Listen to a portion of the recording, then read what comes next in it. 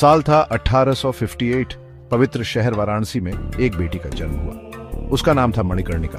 वो एक तेज और उत्साही बच्ची थी। प्यार से परिवार वाले उसे मनु बुलाते थे। छोटी उम्र से ही मनु ने असाधारण हिम्मत और मजबूत इच्छा शक्ति दिखाई। उसने अपने दोस्तों के साथ तलवारबाजी, घुड़सवारी और तीरंदाजी सीखी। मनु का बचपन हंसी खुशी, सीखने और मजबूत नैतिकता के साथ बीता। उसे अन्याय से नफरत थी और वो कमजोरों के लिए खड़ी होती थी।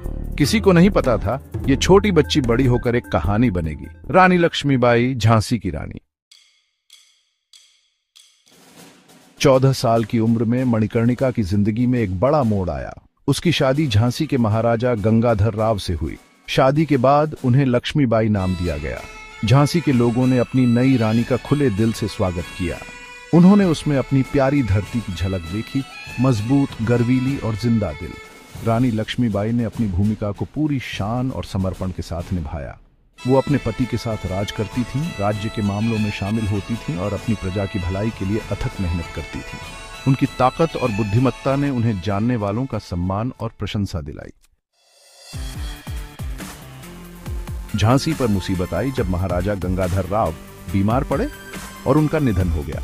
राजा रानी का एक बेटा था, लेकिन उसकी बचपन में ही मृत्यु हो गई। इससे राज्य असुरक्षित हो गया और ब्रिटिश ईस्ट इंडिया कंपनी को एक मौका दिखा। उन्होंने गोद निषेध नीति लागू की, एक ऐसी नीति जिससे वो बिना पुरुष उत्तराधिकारी वाले राज्यों को हड़प सकते थे।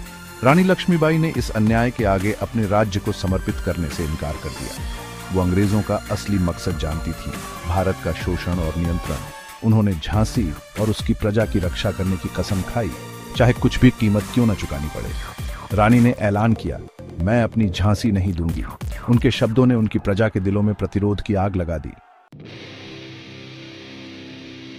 अपनी सैन्य ताकत पर भरोसा रखने वाले अंग्रेजों ने रानी के संकल्प को कम करके आंका। वे झांसी पर कब्जा करने के लिए आगे बढ़ गए, ये मानते हुए कि यह एक आसान जीत होगी। लेकिन रानी लक्ष्मीबाई कोई साधारण रानी नहीं थी। वो एक कुशल योद्धा, एक चतुर रणनीतिकार और एक शक्तिशाली नेता थी। उन्होंने झांसी किले की सुरक्षा मजबूत की, अपने सैनिकों को छापामार युद्ध का प्रशिक्षण दिया और अपनी प्रजा को अपनी आजादी के लिए लड़ने के लिए एकजुट किया। रानी ने खुद अपने सैनिकों के प्रशिक्षण का निरीक्षण किया, उन्हें अपने साहस और दृढ़ संकल्प से प्रेरित किया। उनकी बहादुरी और रणनीतिक कौशल ने झांसी को एक दुर्जय किले में बदल दिया। भाग 5, आजादी की लड़ाई, 1857 का विद्रोह। 1857 में ब्रिटिश शासन से असंतोष चरम सीमा पर पहुंच गया। विवादास्पद राइफल कारतूसों से शुरू हुआ सिपाही विद्रोह पूरे उत्तर भारत में जंगल की आग की तरह फैल गया।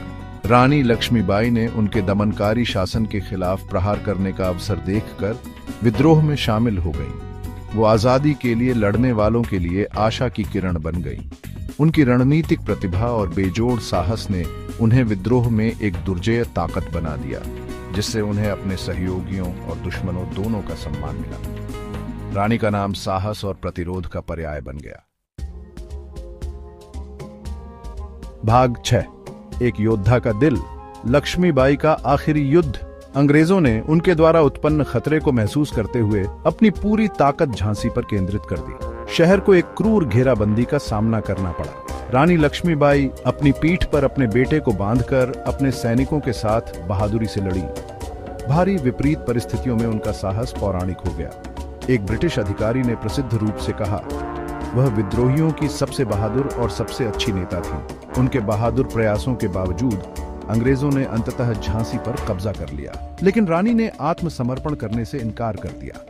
वह अपने वफादार अनुयायियों के साथ रात में सवार होकर सुरक्षित स्थान पर चली गईं।